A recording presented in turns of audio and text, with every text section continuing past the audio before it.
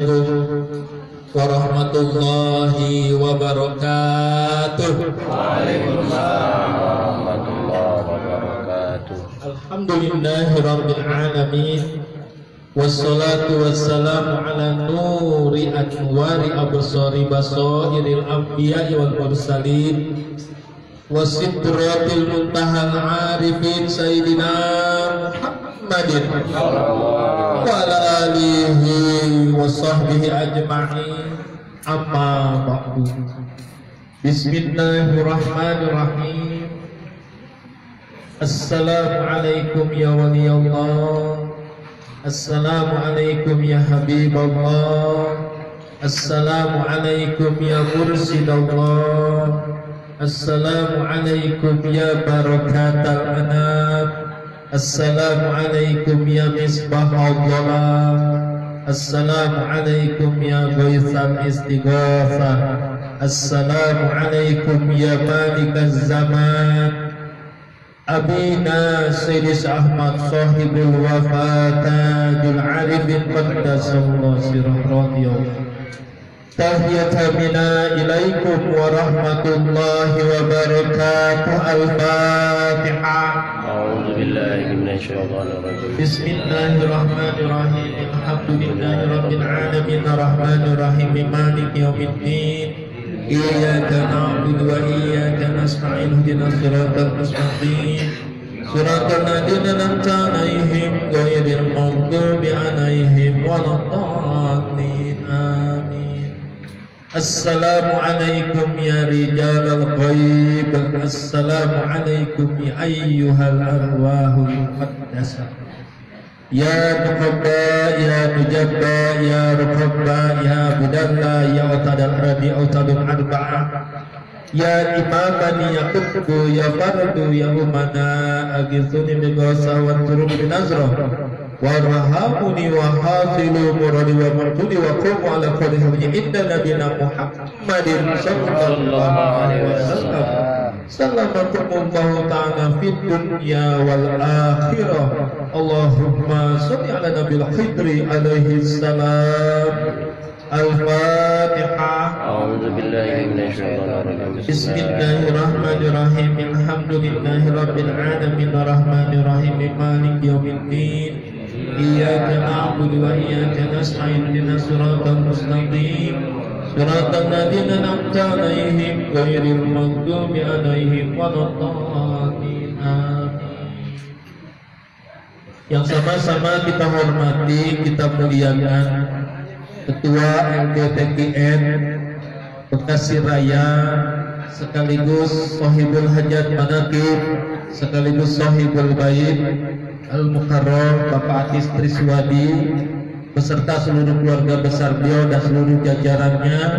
Mudah-mudahan beliau-beliau semua selalu dalam lindungan, rahmat, berkah dan ridwan Allah Subhanahu wa taala. Amin. Para asatidz Al-Mukarram, Bapak Ustaz Sadli, Bapak Ustaz Abdul Rahman, Bapak Ustaz lainnya yang tidak saya sebutkan satu persatu, namun insya Allah kita mengurangi rasa hormat saya.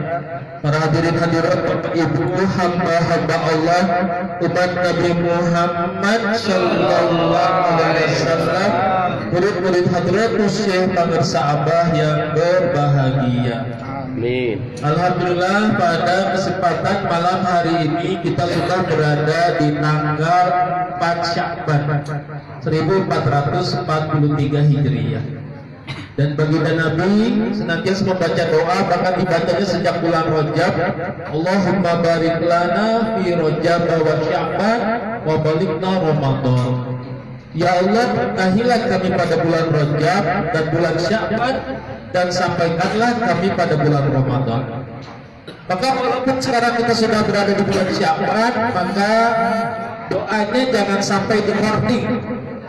Karena saya pernah menyaksikan, pernah mendengar beberapa tempat di masjid-masjid ketika sudah di bulan Sya'ban, maka doanya hanya Allahumma barik lana fi Sya'ban wa balighna Ramadan. Ya, ini doanya doa Rasulullah berdasarkan hadis Rasulullah. Artinya ijazahnya ijazah dari Rasulullah. Maka walaupun sudah di bulan Sya'ban, doanya jangan dikorting. Tetap membacanya Allahumma barik lana fi Rajab wa Sya'ban wa balighna Ramadan. Namun demikian ketua kita tetap ingin bertabaruk ya, karena beliau belum kebagian manaqib sekaligus memperingati Isra Mi'raj. Karena pada bulan yang lalu manaqibnya masih manaqib di bulan Jumadi Tsani ya. Sekarang masuk di bulan Sya'ban. Maka beliau ingin bertabaruk juga. Maka tadi walaupun sudah di bulan Sya'ban, beliau tetap ya ingin agar manaqibnya dalam rangka memperingati Isra Mi'raj baginda Nabi besar Muhammad sallallahu alaihi wasallam ditandai dengan setelah pembacaan ayat suci Al-Qur'an ditambahkan dengan sholawat badar. Jadi penambahan sholawat badar ini tidak di setiap pelaksanaan manaqib.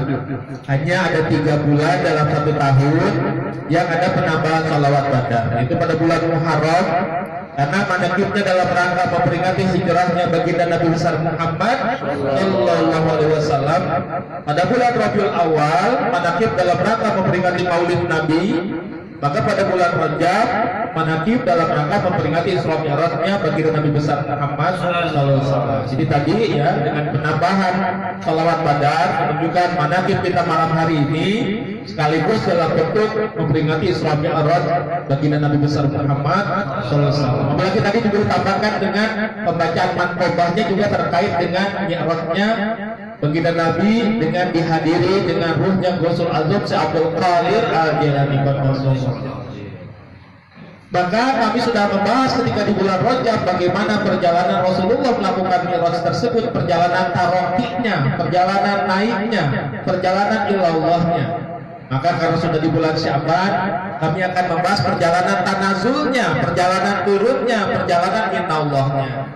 Khususnya adalah tentang oleh-oleh dari peristiwa Isra Mi'raj tersebut. Yang tentu akan kita kaitkan dengan persiapan kita memasuki ibadah di bulan suci Ramadan. Ibadah di bulan suci Ramadan, maka ibadah utamanya ada 2, yaitu melaksanakan saum di siang hari dan melaksanakan sholat di malam hari. Maka yang terkait dengan oleh-olehnya Isra Mi'raj, kita akan banyak membahas tentang ibadah sholat. Walaupun memang oleh-oleh Isra Mi'raj itu tidak hanya perintah melakukan sholat fardu 5 waktu, ya, ada perintah lainnya, ada oleh-oleh lainnya yang Allah berikan kepada Rasulullah. Yaitu Rasul dalam peristiwa Isra Mi'raj tersebut juga menerima wahyu, yaitu mendapatkan 2 ayat terakhir surat Al-Baqarah. Ya, jadi ayat Al-Baqarah 285 dan 286 itu turunnya di langit. Sedangkan wahyu yang lain turunnya di bumi. Ibu ada berapa jumlah ayat Al-Quran, Bu? Ada berapa? Siapa yang bisa? Siapa tahu berapa jumlah ayat suci Al-Quran? 6.666. Memang kalau di mana-mana saya tanyakan pertanyaan ini, tidak hanya di majelis taklim, tidak hanya di masjid, termasuk di pondok pesantren. Pak Iwani bahkan pernah memberikan kuis kepada santri ya ketika di Ciwaringin. Berapa jumlah ayat suci Al-Quran? Maka dengan semangat para santri mengangkat tangan. Lalu dipilih oleh Iwani ditunjuk. Dan jawabannya 6.666. Nah, sekarang pertanyaan saya kembali. Kira-kira benar nggak jawabannya? Benar nggak, Bu? Memang kalau kita sejak SD, ya sejak SD kalau kita buku sekolah, buku agama ketika SD itu Al-Quran terdiri daripada 30 juz, ya, 114 surat, 6.666 ayat. Begitu ya dari SD ya. Tapi pertanyaannya benar nggak itu seperti itu? Pernah meng-cross check nggak, Bu? Padahal cara meng-cross checknya gampang. Di Al-Quran tertentu ya, biasanya Al-Quran terjemahan itu ada indeks jumlah ayat. Al-Fatihah jumlahnya 7, Al-Baqarah 286, Ali Imran 200. Ambil kalkulator, hitung dari awal sampai akhir, ternyata jumlahnya 6.236. Jadi jumlah yang benar ayat Al-Quran 6.236. Nah, kalau nggak percaya nanti di rumahnya silakan buka Al-Quran, halaman terakhir ada indeks jumlah ayat. Tapi nggak semua Al-Quran, biasanya itu Al-Quran terjemahan yang ada, ya, ada indeksnya. Tinggal pakai kalkulator. Maka jumlahnya 6.236. Maka yang 6.234 ayat turunnya di bumi, yang 2 turunnya di langit. Ya, itu mengapa ya setan dan jin tidak tahu itu. Ya, bagaimana bunyinya Al-Baqarah 285 286. Karena turunnya di langit. Makanya biasa yang pelaku-pelaku ruqyah ketika misalnya mengobati orang yang kesurupan, tapi kesurupan beneran ya, bukan yang gaya-gayaan. Jadi nggak setiap orang kesurupan itu benar-benar kemasukan jin, nggak juga. Ada kalanya orang stres, ada skalanya orang caper. Ya, orang caper. Kalau orang caper mau dibaca di ruqyah bagaimana tuh nggak akan keluar itu jinnya. Karena pernah saya begini, saya waktu lagi ke TKN Center didatangi oleh seseorang. Ustaz, tolong Pak Ustaz, ini Bu Lurah kesurupan. Jadi di samping TKN Center beberapa rumah itu ada rumah lurah, tapi bukan lurah di Rawamangun. Mungkin lurah di luar ya, tempat lain. Maka ketika itu saya dipanggil sudah nolak-nolak. Nah, takutnya nanti saya dicap dukun lagi. Udah yang lain aja, udah Ustaz ditolongin. Saya datang ke situ. Bener, lurahnya matanya terpejam, matanya kayak kejang-kejang. Saya perhatiin gini, ini bener kesurupan, apalagi caper nih, Bapak Lurahnya, Bapak Lurah pengen kawin lagi nih. Hati saya begitu tuh ya, ini Bu Lurah kesurupan beneran, apalagi caper nih. Nah di situ ada orang mencoba ngobatin, baca ayat kursi, nggak mempan, pokoknya dia tetap kejang-kejang, matanya menjamin mata. Terus saya, setelah itu udah, saya tunggu dulu sampai selesai dulu. Nah habis selesai, lalu saya langsung duduk sampai Bu Lurah. Nggak pakai lama, saya langsung manggil anaknya Bu Lurah. Dek, sini dek. Ini udah saya periksa, ini bukan kesurupan nih, sakit biasa, yuk kita bawa ke dokter yuk. Gitu. Bu Lurahnya malah buka mata. Kata beliau urusannya ribet nih, dibawa ke rumah. Sakit. Dari tadi dibaca ayat kursi sama orang lain itu nggak selesai. Makanya jangan gampang kita, wah orang kesurupan, dibaca ayat Al-Quran. Ternyata bukan stres atau dia caper punya masalah. Maka saya panggil anak yuk kita gotong yuk ke rumah sakit, ternyata langsung sembuh. Saya langsung ketawa, benar kan? Berarti dia bukan kesurupan. Tapi kalau yang kesurupan beneran, biasanya gini, ada jin-jin yang memang punya kemampuan yang makomnya mungkin di kalangan jin termasuk jenderal. Maka walaupun dibacakan ayat suci Al-Quran, termasuk dibacakan ayat kursi, dia bisa ngikutin. Ini bikin keder yang ngobatin nih. Pas baca Allah, dia ngikutin sampai selesai. Bahkan bagusan dia bacanya. Tapi biasanya di kalimat hibzuhuma wa huwal aliyul azim dia nggak bisa berhenti di situ. Ya. Maka di kalimat yang terakhirnya Al-Baqarah dia nggak bisa ngikutin. Tapi dari awal sampai akhir dia bisa ngikutin. Nah coba ketika ditambahkan dengan amanah Rasul sampai selesai, biasanya dia langsung hilang, langsung pergi. Ini yang kalau kesurupannya beneran, dia nggak bisa ngikutin amanah Rasul karena turunnya di langit. Begitu. Jadi kalau meruqyah yang ruqyah beneran, ya baca ayat kursinya ditambahkan amanah Rasul sampai akhir. Jadi ini turunnya wahyunya turunnya di langit. Kemudian yang selain perintah salat juga, maka Allah menyampaikan kepada Rasulullah bahwa Allah memberikan ampunan kepada seluruh hambanya yang tidak menyekutukan Allah sedikit pun. Jadi itu ya, oleh Mi'raj itu selain perintah salat fardu 5 waktu, maka kemudian Rasul menerima wahyu berupa Al-Baqarah 285 286. Yang ketiga adalah menerima pernyataan Allah bahwa Allah akan mengampuni seluruh hambanya selama tidak menyekutukan Allah sedikit pun. Makanya kita bersyukur kita dibimbingkan oleh guru kita mengamalkan kalimat tauhid la ilaha illallah. Karena agar tidak syirik, tentu yang diperbanyak adalah ucapan kalimat tauhid. Dengan kalimat tauhid ini juga kita termasuk mengamalkan kalimat ikhlas, kalimat takwa, kalimat taubat, kalimatnya itu juga dengan berbagai nama. Ya, kalimat tauhid, kalimat ikhlas, kalimat taubat, kalimat takwa, bunyinya la ilaha illallah.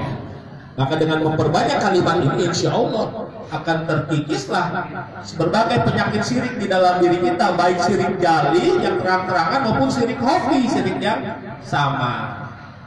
Nah, kembali kita akan membahas tentang bagaimana tadi saya sampaikan tentang sholat dalam rangka persiapan kita memasuki ibadah di bulan suci Ramadan. Maka karena pembahasan sholat begitu banyaknya, waktu kita hanya singkat, hanya pendek, maka akan saya kerucutkan. Kita akan membahas tentang rukun sholat. Ibu, rukun sholat ada berapa jumlahnya, Bu? Rukun sholat ada berapa? Ada 6. Wah, berarti sholatnya banyak yang gak sah nih kalau rukun sholat cuma 6. Ada berapa rukun sholat, Bapak? Ada 13. Menurut jumhur ulama dalam mazhab Syafi'i, rukun sholat ada 13. Kalau dalam kitab Safinatun Najah ada 17. Oh, kenapa bisa beda antara di Safinatun Najah dengan di pendapat jumhur ulama? Ternyata kalau nanti setelah kita telusuri nggak ada bedanya. Cuma dalam Safinatun Najah itu penyebutan tumaninah itu berdiri sendiri menjadi sebuah rukun. Sedangkan dalam pendapat jumhur ulama, rukun tumaninah dimasukkan dalam 4 rukun fi'liyah. Jadi kalau kita menghitung ya, ada dari 13 rukun ini, yang pertama adalah satu niat, yang kita runtutin dulu. Yang kedua adalah berdiri bagi yang mampu pada sholat fardu. Yang ketiga takbiratul ihram. Yang keempat membaca surat Al-Fatihah. Yang kelima ruku dengan tumaninah. Nah, ini tumaninahnya biar dimasukkan dalam rukun fi'liyah. Yang pertama adalah ruku dengan tumaninah. Kalau dalam Safinatun Najah setelah ruku tumaninah, lalu i'tidal tumaninah, berdiri sendiri tumaninah. Kalau ini ruku dengan tumaninah yang kelima. Yang keenam i'tidal dengan tumaninah. Yang ketujuh sujud 2 kali dengan tumaninah. Yang kedelapan duduk di antara 2 sujud dengan tumaninah. Yang kesembilan duduk tasyahud akhir. Yang ke-10 membaca tasyahud akhir. Yang ke-11 membaca sholawat. Yang ke-12 mengucapkan salam yang pertama yang ke kanan. Yang ke-13 tertib. Nah, ini rukun sholat ada 13. Dari 13 rukun sholat maka terbagi menjadi 3 kategori. Kategori pertama ya disebut dengan rukun fi'liyah, rukun qalbiyah.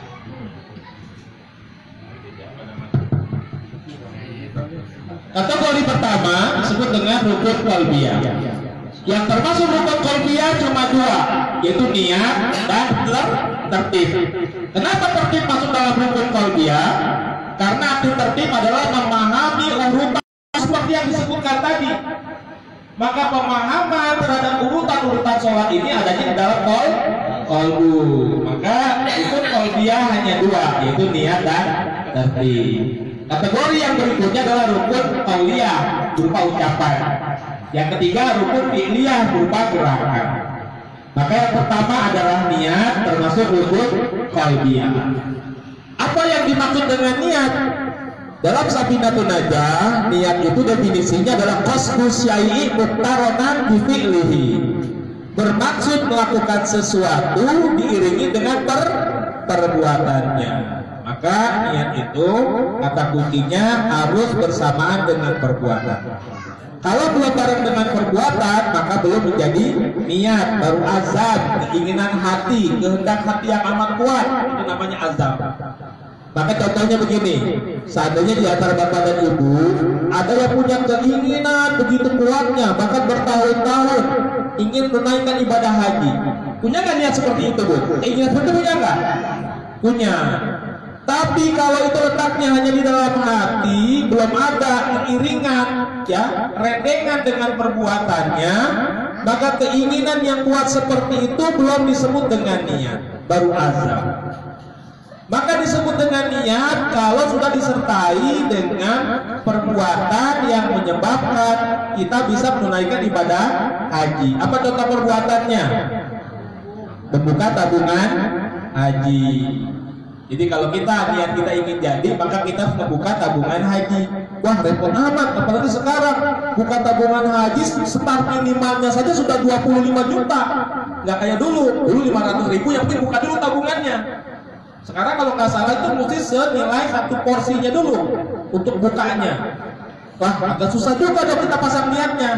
Nah, saya kasih tips yang sederhana. Bapak Ibu silakan ya memiliki celengan, apakah dari ayam-ayaman ya atau dari kaleng. Tempelkan di situ tulisan ONH, ongkos naik haji. Maka ketika ibu memasukkan uang yang pertama kali sampai mengucapkan Bismillahirrahmanirrahim, saya niat untuk berangkat haji karena Allah. Masukin uangnya ke dalam celengan tersebut. Terserah mau 50.000, mau 100.000, mau 500.000, bahkan 1.000 rupiah pun jadi.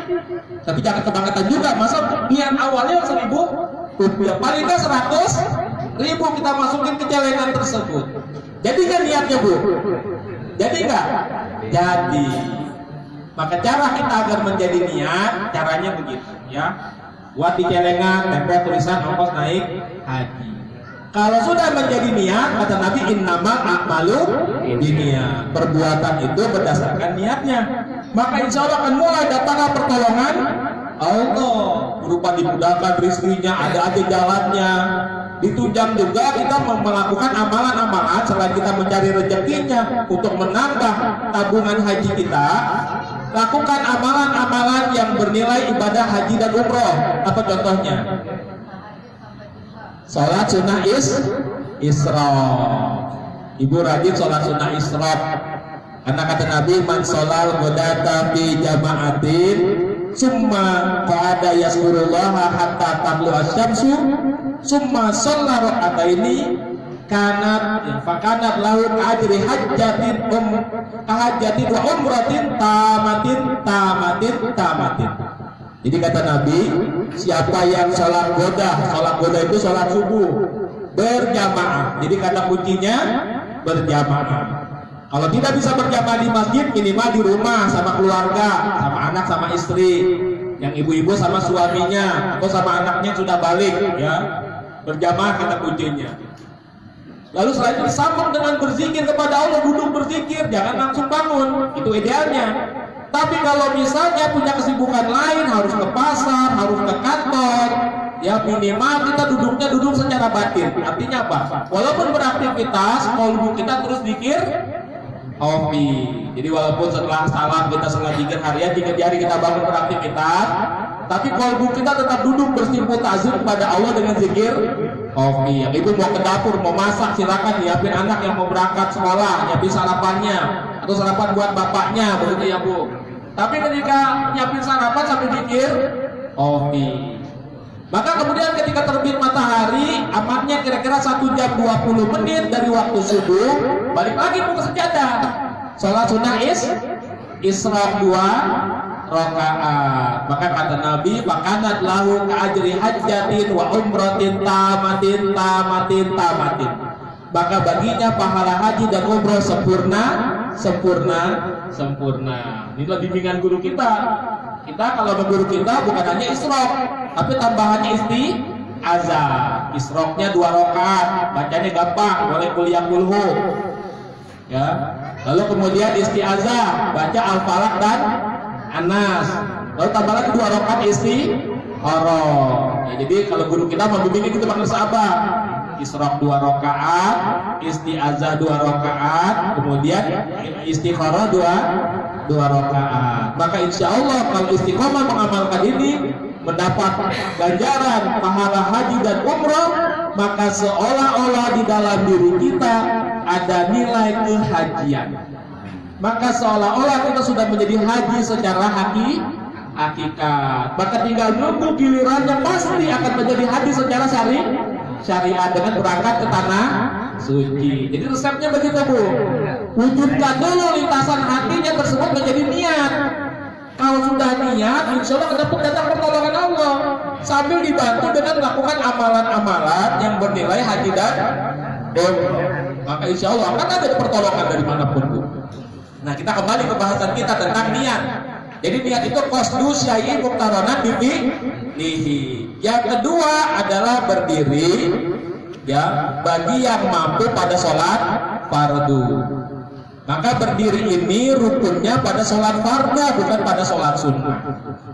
Maka kalau kita lihat ada Iwan TKN yang sholat sunnah sambil duduk, itu tidak ada pelanggaran fikih. Jadi Iwan TKN kalau misalnya sholat duduk ada pada ba'diyah isya, ya. Pernah juga melihat pada sholat zuhur setelah ba'diyah zuhur yang pertama berdiri, ba'diyah yang kedua duduk.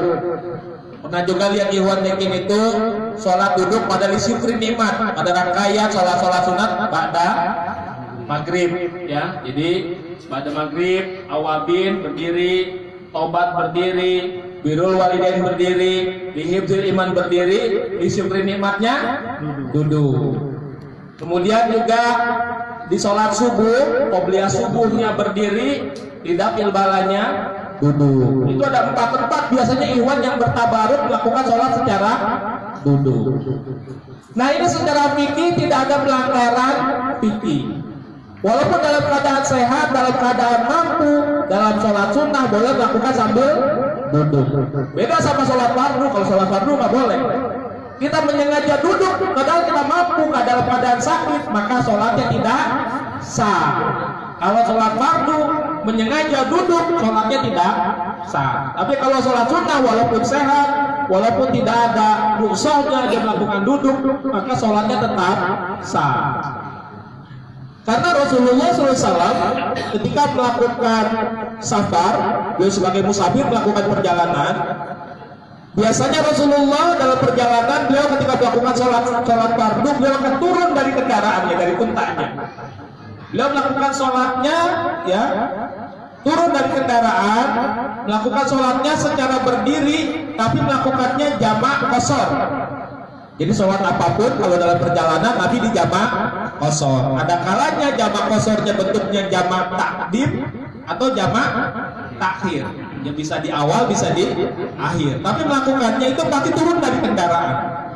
Beda ketika Rasul melakukan sholat sunnah, maka Rasul tidak turun dari kendaraan. Rasul hanya menghadapkan otaknya menghadap ke arah kiblat, lalu melakukan takbiratul ihram.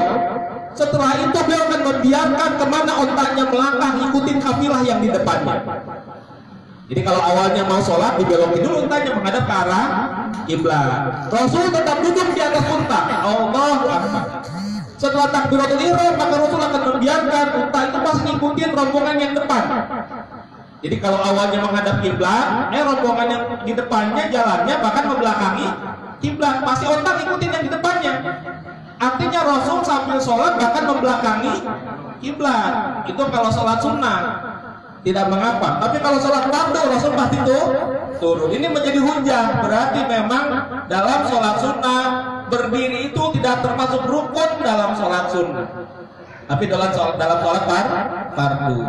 Jadi kalau Iwan Tekian sholatnya duduk, jangan dipermasalahkan, tidak ada pelanggaran fikih. Hanya konsekuensinya sholat duduk itu pahalanya separuh daripada yang berdiri. Jadi pahalanya separuh. Cuma pertanyaannya kok kenapa Iwan Tekin milih yang separuh di pahalanya nih? Kenapa nggak milih yang berdiri pada 4 tempat tadi?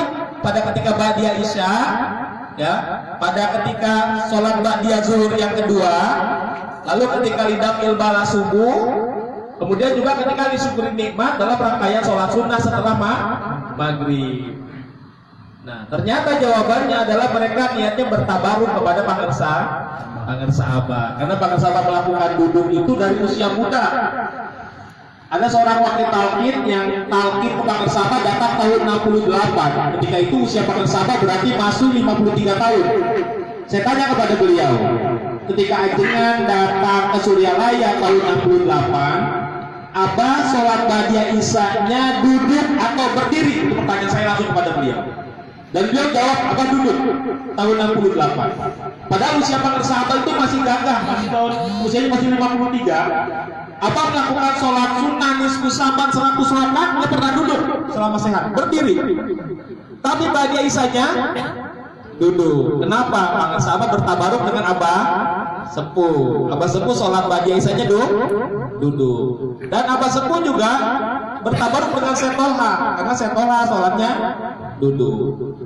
Maka ada seorang mubalik bertanya kepada para sahabat juga, Bang, kenapa Bang sholat ba'da isanya duduk? Dan Abah menjawab, tabaruk sama Abah Sepuh. Itu jawaban para sahabat. Bahkan ketika kemudian tahun 2019 ketika LDTKN pelantikan LDTKN dan upgrading di TKN Center, Haji Baban datang ya ke Jakarta. Maka kami sempat beramah tamah dengan beliau di kantor sekretariat TKN Center. Kami ngobrol-ngobrol, lalu beliau bercerita akhirnya tentang bagaimana sholat duduknya para sahabat. Kata Haji Baban, saya pernah bertanya kepada para sahabat, Bang, kenapa Abah sholat ba'da isanya duduk? Lalu Abah menjawab kepada Haji Baban, pertanyaan kamu ini pernah Abah tanyakan kepada Abah Sepuh, begitu. Dan Abah Sepuh menjawab kepada para sahabat Anom ketika ditanya kenapa sholat ba'da isanya duduk, pertanyaan kamu ini pernah Abah tanyakan kepada Setolha. Begitu jawaban Abah Sepuh. Artinya apa? Oh, berarti para sahabat duduk karena melihat Abah Sepuh duduk. Oh, Abah Sepuh duduk karena melihat Setolha duduk. Maka sekali lagi saya sampaikan, saya tidak mau mewajibkan, tidak memfatwakan harus duduk, tidak. Hanya kalau ada yang menyatakan bahwa sholat duduk itu melanggar fikih, sebenarnya tidak ada pelanggaran fikih. Hanya konsekuensinya pahalanya separuh dari sholat yang berdiri. Namun bagi ikhwan TKN yang melakukan dengan niat tabaruk itu kepada sahabat, maka barokah karomah guru itu lebih utama daripada hitungan-hitungan pahala, begitu ya. Jadi itu pembahasan tentang rukun yang kedua, berdiri pada sholat fardu bagi yang mampu. Yang ketiga adalah takbiratul ihram. Takbiratul ihram yang rukun adalah ucapannya, bukan perbuatannya. Maka kalau kita melihat ada orang bertakbiratul ihram, mengangkat tangannya, tapi takbirnya hanya dalam hati saja. Kira-kira sholatnya sah atau enggak, Pak? Sholatnya sah enggak? Tidak sah, Bu. Karena ini yang rukun pada ucapan, jadi harus diucapkan. Sebaliknya, dia mengucapkan Allahu Akbar ketika takbiratul ihram, tapi tangannya lurus aja di bawah begini. Tangannya nggak diangkat. Sholatnya sah nggak? Sholatnya sah nggak? Sah. Jadi walaupun mengucapkan Allahu Akbar, tangannya lurus nih, nggak ngangkat ke atas. Sholatnya sah nggak? Sah secara fikih, karena rukunnya pada ucapan, bukan pada gerakan. Tapi kan kita sholat nggak semata-mata berdasarkan hukum fikih, tapi kita sholat kata Nabi, shollu kama ra'aitumuni usolli. Sholatlah kalian sebagaimana kalian melihat aku sholat. Dan Nabi ketika takbiratul ihram mengucapkan takbirnya dengan ucapan lisan, juga mengangkat tangan, begitu. Jadi walaupun mengangkat tangannya sunnah, tetap kita sholat sambil mengangkat tangan. Tapi kalaupun kita melihat ada orang nih yang sholat takbiratul ihram tangannya lurus, jangan disalahkan. Secara fikih sholatnya sah, cuma tidak mencontoh sholatnya Rasulullah gitu. Rasulullah sholat sambil ngangkat tangan. Ketika ngangkat tangan, telapak tangan harus menghadap ke kiblat tuh. Jadi jangan menghadap ke dalam. Ada orang begini, Allahu Akbar, ini telapak tangan menghadapnya ke dalam. Yang benar kemana? Ke kiblat. Jadi telapak tangan menghadap ke arah kiblat, jangan ke dalam. Posisinya boleh sejajar telinga atau sejajar dengan bahu. Ya, Allahu Akbar boleh begini, Allahu Akbar begini juga, ada hadisnya begini ada. Jadi kalau kita lihat ada orang sholat begini, sah nggak? Benar, ada hadisnya. Sejajar bahu, ada sejajar telinga. Telapak tangan pun ada kalanya seperti ini rapat, atau ada kalanya Nabi membuka ibu jari. Tapi tetap idenya rapat, jangan dibuka begini, rapat. Cuma ada kalanya ini begini, atau ada kalanya menghadap ke depan, rapat semua begini. Ya, itu jadi pilihan ketika melakukan takbiratul ihram. Dan ketika mengucapkan lafaz takbirnya jangan sampai putus. Ada kan orang sambil menghayati tapi putus begini. Allahu Akbar. Pernah dengar nggak orang begini? Saking menghayatinya dipanjangkan, tapi lafaz Allahnya jadi terputus. Maka ini mesti dikoreksi. Tidak boleh demikian. Jadi nggak boleh dibaca Allahu Akbar. Tetap harus walaupun panjang Allahu Akbar, nggak boleh putus. Jangan sampai seolah-olah hu ini milik kata akbar, kayak hu akbar. Padahal hu ini milik kata Allah, Allahu begitu. Allahu Akbar. Jadi jangan sampai putus, karena rukunnya pada ucapannya, maka ucapannya jangan sampai salah. Kemudian karena niat itu tadi definisinya adalah bersama dengan perbuatannya, sedangkan sholat itu diawali dengan takbiratul ihram, diakhiri dengan salam. Maka ketika takbir kita masukkan niat di situ. Sambil kita bertakbir, ya, mengucapkan Allahu Akbar, sambil kita berzikir hafi, kita mengingat Allah, kita merasakan kehadiran Allah, kita mengagungkan Allah, kita merasa kecil di hadirat Allah, masukkan niat di situ. Kalau misalnya susah dengan bahasa Arab, boleh dengan bahasa Indonesia. Sengaja aku niat sholat apa? Misalnya tadi sholat fardu maghrib, ya, menjadi makmum karena Allah, cukup segitu juga cukup. Walaupun gak nyebut 3 rakaat menghadap kiblat, yang penting kita menyampaikan menyengaja sholat. Sholatnya apa? Fardu atau sunnah? Fardu. Nama sholatnya apa? Maghrib, karena cukup di situ. Jadi nggak harus dengan bahasa Arab. Tadi kita sudah niatnya, yang ketika niat itu sejatinya niat di dalam qalbu, tapi boleh dilafazkan dengan lisan.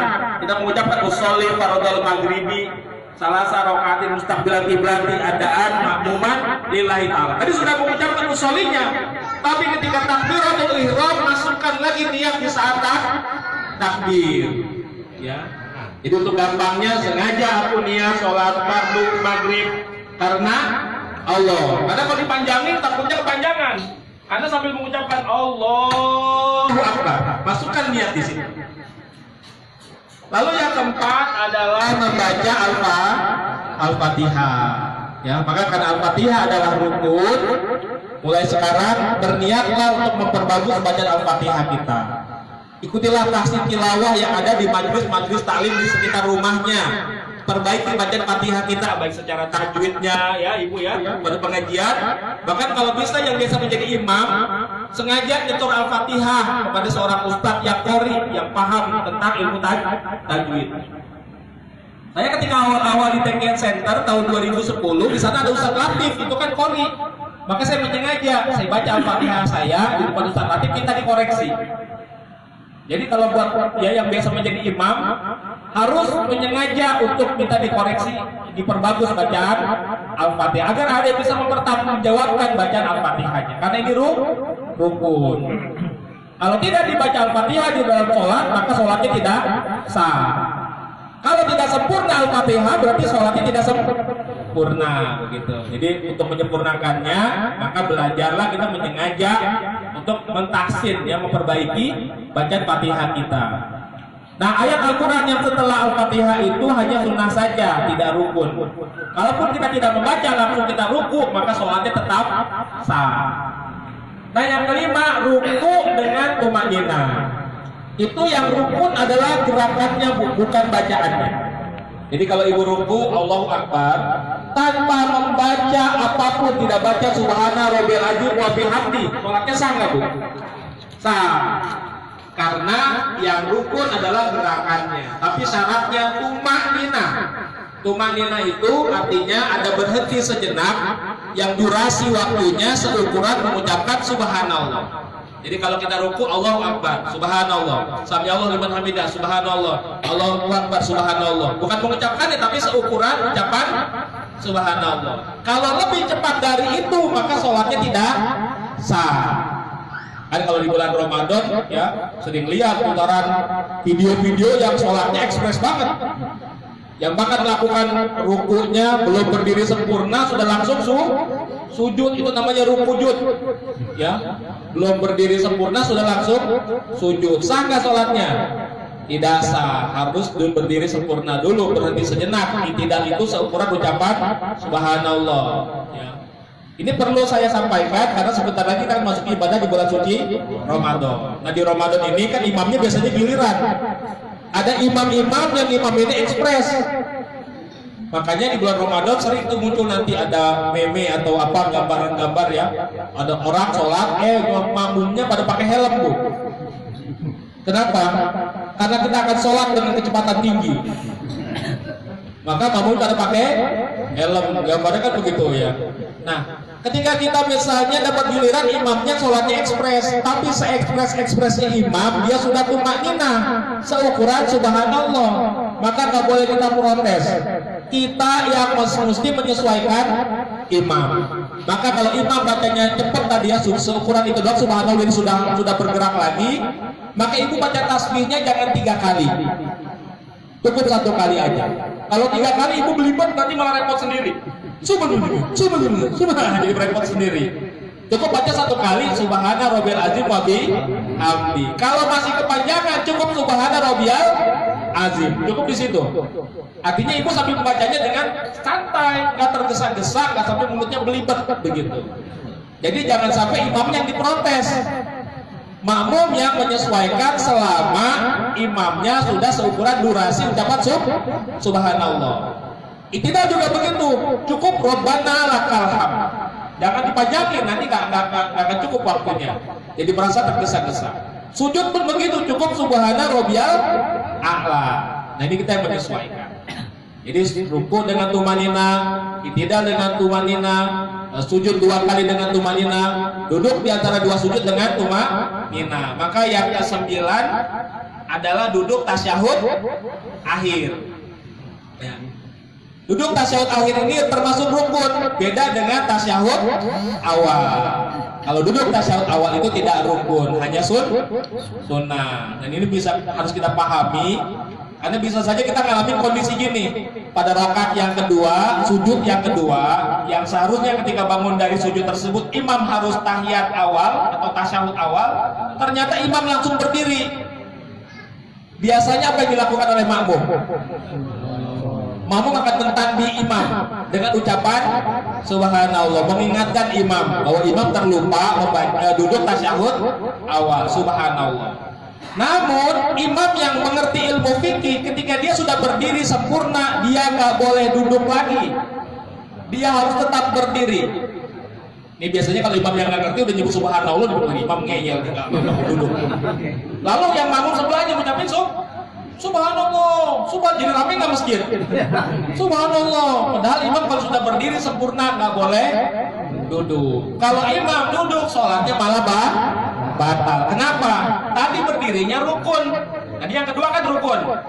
Berdiri bagi yang mampu pada sholat fardu. Tapi tahiyat awalnya tidak masuk dalam urutan itu.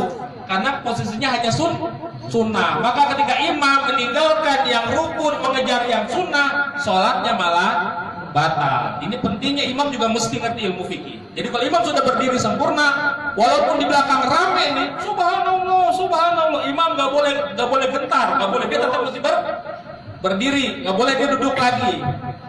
Dan ucapan tanbih itu seharusnya maknanya dari ketika subhanallah itu maknanya begini, mam, ente lupa tahiyat awal, maksudnya begitu. Bukan begini, subhanallah, mam duduk mam. Jadi subhanallah maksa imam untuk duduk. Padahal subhanallah itu maknanya mam, ente lupa tahiyat awal, maksudnya begitu. Subhanallah. Nah, tiba-tiba kamu jawab gitu kalau batal itu, nggak tahu. Nah, itu pentingnya yang di belakang imam juga mesti ngerti ilmu fikih. Setelah mengucapkan subhanallah, dia harus berdiri. Jangan dia tahiyat awal sendirian. Biarin imam salah, gua bakal salah, gua tahiyat awal. Nggak boleh. Kalau imam berdiri, makmum ikut berdiri. Cuma nanti di akhir sholat sujud sahwi bareng-bareng imam begitu. Jadi bukan nanti tahiyat awal sendiri. Jadi imam bangun semua ikut bangun. Lain cerita kalau imamnya belum berdiri sempurna, baru Allahu Akbar, baru tengah jalan, ada makmum yang sadar nih jangan-jangan imam mau berdiri. maka dia bertakbir dengan subhanallah, maka imam harus duduk. Jadi kalau belum berdiri sempurna harus duduk. Kalau sudah berdiri sempurna tegak begini, imam tidak boleh duduk. Ya paham Bapak Ibu ya? Nanti kalau kapan-kapan jadi imam, walaupun di belakang rame nih, biarin aja udah. Ya. Nah itu yang ke-9 duduk tasyahud akhir. Yang ke-10 membaca tasyahud akhir. Yang ke-11 membaca salawat. Yang ke-12 mengucapkan salam yang ke kanan. Ini yang rukun yang ke kanan, yang ke kirinya sunnah. Ini juga mesti dipahami. Karena bisa saja suatu saat ya Bapak Ibu ngalamin kondisi begini. Sholat Isya, di rakaat keempat ketika berdiri udah berasa mules di perut nih. Nahan sampai keringet dingin. Pernah nggak kayak gini Bu? Nahan mules ya, nahan jangan sampai buang angin sampai keringet dingin. Terus ditahan terus tahiyat akhir. Pas sudah semakin gak kuat, lalu imam salam yang ke kanan, assalamualaikum warahmatullah. Kita ikutin assalamualaikum warahmatullah. Lalu gak tahan juga, keluar belakang. Nggak ada suaranya, tapi aromanya berasa buat yang di belakang. Maka kalau sudah nggak bobol juga pertahanan, ya keluar angin dari belakang, ketika mengucapkan salam yang ke kanan, assalamualaikum warahmatullah, lalu buang angin, jangan nengok yang ke kiri. Niatkan sholatnya selesai, maka sholatnya sah. Kalau setelah ke kanan lalu buang angin lalu nengok yang ke kiri, sholatnya menjadi batal. Begitu. Karena tadi yang ke kanan itu rukun, rukunnya sudah terpenuhi. Yang ke kiri sunnah. Jadi ketika assalamualaikum warahmatullah buang angin, anggap sholatnya selesai dan sholatnya tetap sah. Tapi kalau kita nengok yang ke kanan buang angin, kita lanjutkan assalamualaikum warahmatullah ke kiri, sholatnya batal secara keseluruhan dan mesti diulang. Begitu. Nah ini pentingnya kita pahami tentang rukun sholat. Ya mudah-mudahan dengan ini akan semakin bagus kualitas sholat kita. Ya.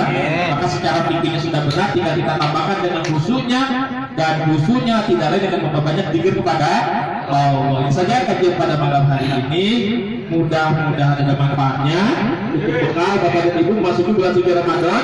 Anak-anak menghadapi sholat yang 600 rakaat ini sholat sunnah tarawih ya. Jadi memperbagus sholatnya dari sekarang agar nanti ibadahnya juga di bulan Ramadan menjadi ibadah yang semakin baik ya, semakin benar. Tinggal kita terus latih khusyuknya dengan memperbanyak zikir kepada Allah Subhanahu wa taala. Kekurangannya walau masir. Wassalamualaikum warahmatullahi wabarakatuh.